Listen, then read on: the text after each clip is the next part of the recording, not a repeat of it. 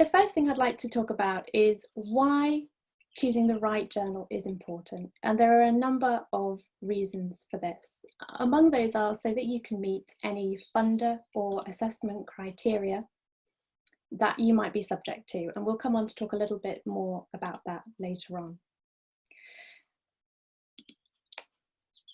We'll also talk about why it's important to avoid wasting your time. I put your in brackets because it's also important to preserve the time of editors and referees who are very often volunteers in the peer review process. But also it's important to be aware that the publishing process takes a long time from submission to publication, and it's not uncommon for that to take up to 18 months, even longer sometimes in the social sciences. So choosing the right journal can really help you to navigate that process and make the most of that time. It can also help you to reach the right readers, which in turn can help your articles have the most possible impact. And of course, the most important thing is that if you choose the right journal, you are more likely to get your paper accepted. The vast majority of submissions to journals are rejected. For example, for a high quality journal in the social sciences, we would probably expect about 80% of journal articles to be rejected. So choosing the right journal can really help to manage that process. Okay. Next, let's think about when to think about the best possible outlet for your research. And the short answer is really all the time. So in part, you need to think about this before you start writing, right from the very start of having an idea about what it is you would like to write about. You need to be thinking about what is the right outlet for your journal, for your article. And that's because that really needs to inform the whole process. So it needs to be part of the process while you are writing, and it needs to be part of the process in reviewing a final draft also.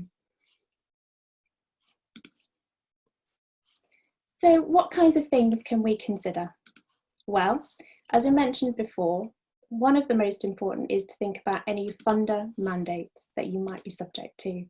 And I think it's useful maybe to think of this process as like a kind of funnel, really, a way of filtering down the thousands of possible options open to you by taking some of the really big picture issues at the top and then really narrowing down to try and find exactly the right outlet for you.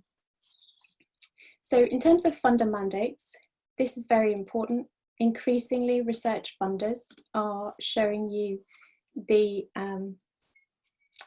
are putting criteria in terms of how research outlets must be shared.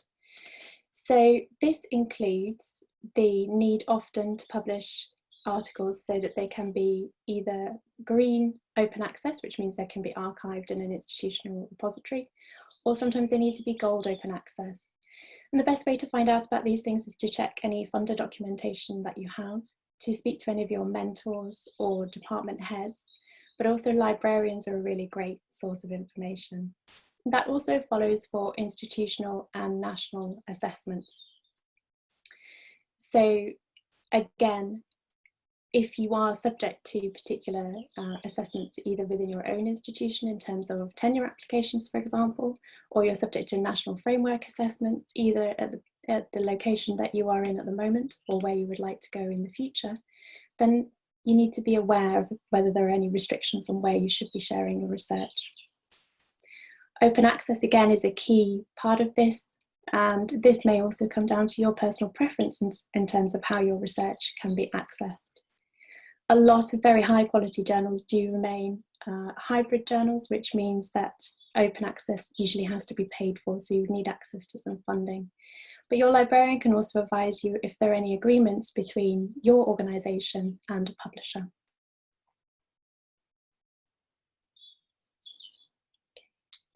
One of the next things to think about is in terms of journal quality and metrics.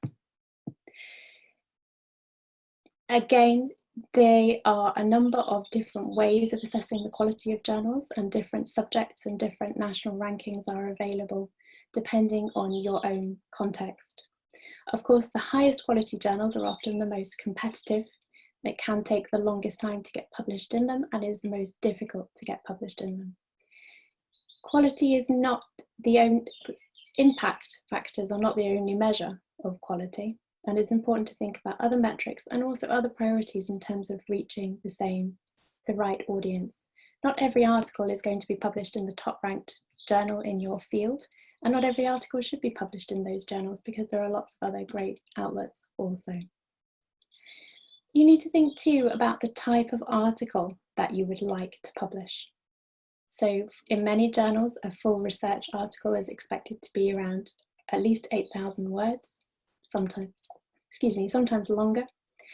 In other journals, you can publish shorter types of articles, which also can be a very useful way to get started and get some experience in writing journal articles. Also, we're thinking about the kind of contribution that article makes. Is it a full research article? Is it a methodology note?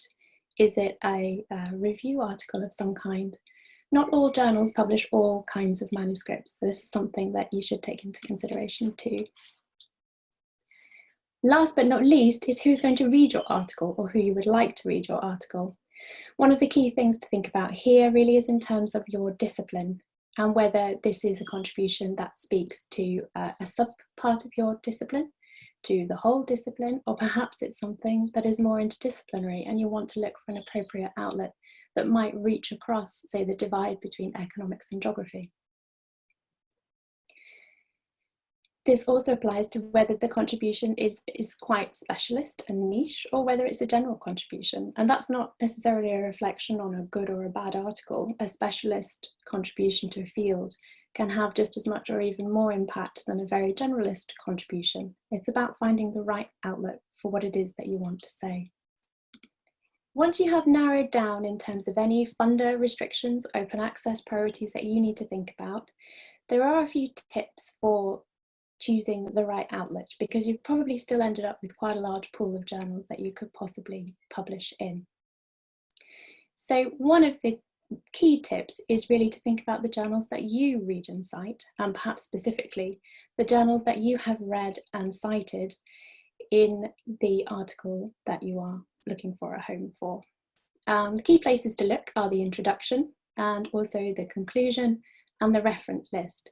If you find that the journal you were intending to submit to is not one that you have cited at all in the reference list, it's probably not the right outlet for you, or you need to go back to your draft and think, how can I make this article more suited to this particular outlet?